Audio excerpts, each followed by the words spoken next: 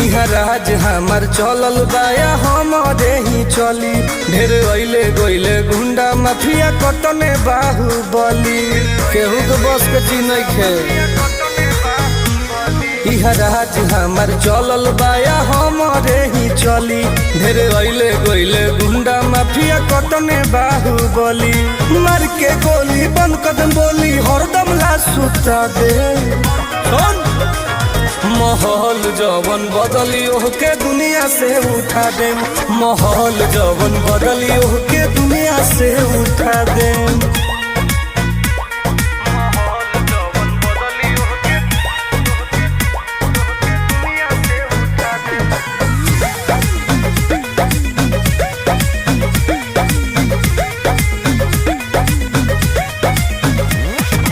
police प्रशासन सरकार बा